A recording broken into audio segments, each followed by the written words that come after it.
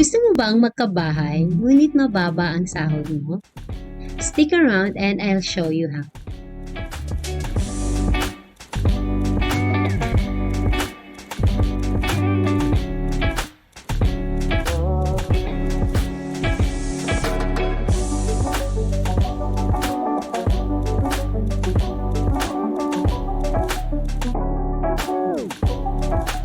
Hi, I'm Grace. I'm a mom, a real estate virtual assistant, and a licensed real estate broker. So malaking factor po talaga kung magkano yung sahod natin. Especially in acquiring any properties po. Mapabahay, mapakondo. Kasi ito yung nagiging batayan kung magkano yung ipapahiram sa atin kung idadaan po natin sa financing. At saka magkano yung magiging monthly amortization mo. So, before anything else, if you are new to my channel, please like, subscribe, and hit the notification bell and share this video to your friends and families. So going back to my topic, acquiring your dream home on a minimum wage. So, posible po talaga na makapagpundar po tayo ng bahay kahit na mababa yung ating sahod. This is through the Pag-ibig Fund Affordable Housing Loan Program. So, it is designed for the minimum wage or low income earner who earns up to 15,000 a month within the National Capital Region and earn up to 12,000 outside the NCR. So, it offers subsidized rate of 3% per annum for the home loans of up to 580,000 in socialized subdivision projects and special low rates for the home loans of up to 750,000 for the socialized condominium projects. So, ito ho yun, So, kung gusto nyo ng bahay, you can loan po up to 580,000. And then, for the socialized condominium naman po, you can loan up to 750,000 po. And then, so what is this for? This is for any project po na gusto nyo na residential lot or lot not exceeding to 1,000 square meters. And then it is also for purchase of residential house and lot, townhouse or condominium na pre-owned, pwede ho yung mga assume, or brand new, or a property mortgage with Pag-ibig Fund, or adjoining houses and lots, townhouse, row house, or condominium unit. This program can also be used for construction or completion of any residential unit or unresidential lot. Kung meron ho kayong lupa na hindi pa nagagamit, pwede ho nyo pong gamitin itong program na ito. Owned by the borrower itself or kahit ho ang may-ari po ng lupa is yung parents nyo. Diba? Kaysa naman nakikitira kayo sa bahay ng parents nyo, kung meron naman pong bakanting lupa, pwede ho kayong mag-loan dito. Pwede nyo hong gamitin itong housing loan program ng Pag-ibig. Okay? And then, another one po is you can use this for home improvement. Also po, you can use this for refinancing of any existing housing loan nyo po. So, what are the qualifications to avail for this program? First po is at least you are 24 months member na po ng Pag-ibig. Ngayon, paano po pag hindi pa ho kayo member ng Pag-ibig? Di magpa-member po kayo. You just have to register as a member of the Pag-ibig and pay a lump sum of 24 months na contribution para ho kayo maka-avail or ma-qualify for this housing loan. Okay, next po is age of not more than 65 po. Okay, and then legal capacity to encumber real property. So, ibig sabihin po at legal age at saka may trabaho naman po, 'di ba? Kasi capacity to encumber. So, ibig sabihin may trabaho po. Hindi po pwedeng walang trabaho. Okay, ability to pass satisfactory background, credit and employment, business checks o pag-ibig fund. Kasi po, usually pag naglo-loan tayo, especially sa pag-ibig, mag-undergo po sila ng investigation. Make sure po na lahat ng information na sinubmit niyo at lahat ng mga documents na sinubmit niyo sa pag-ibig ay totoo po. Pawang katotohanan lamang. Kasi po, mabibisto po kayo kung hindi po totoo yung mga nakalagay na information sa application nyo at saka yung mga requirements, yung mga documents. And then, no outstanding pag-ibig short-term loan in arrears at the time of loan application po. So, wala po tayong pag-ibig na mga pending na mga bayarin po na short-term loan.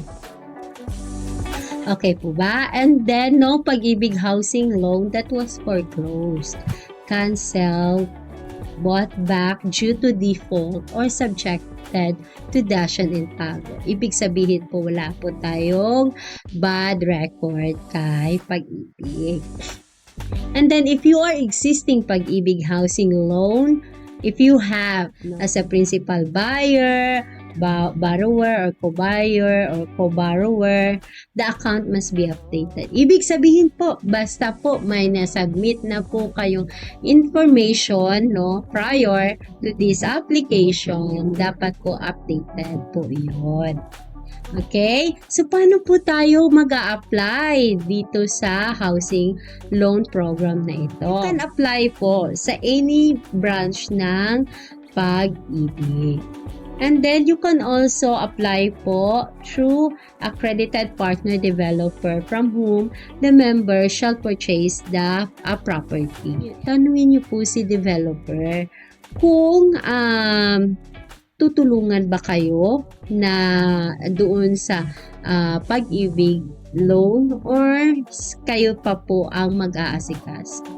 So, for me, it is always best, na yung, developer assisted na po yung pag-apply nyo ng housing loan. Kasi sila, kabisado na nila yan, alam na nila yung takbo ng, yung process po.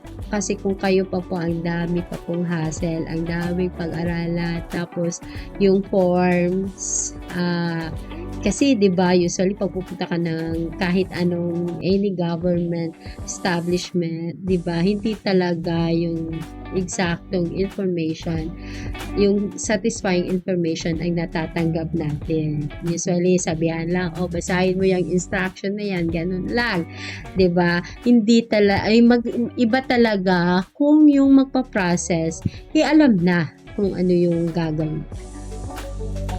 Okay, another is you can apply through online. Just visit their virtual website, Pag-ibig Funds services.com/virtualpag-ibig. You may click apply for or manage loans tab and choose apply for housing loan. Okay, so to know more about the Pag-ibig Affordable Housing Loan Program, you may visit www.pagibigfund.gov.ph. So much about it. Every week, I'll be sharing you smart tools that can make our life easier.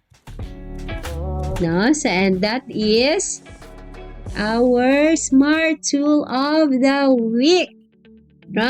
So for this week, I'll be sharing the housing loan affordability calculator.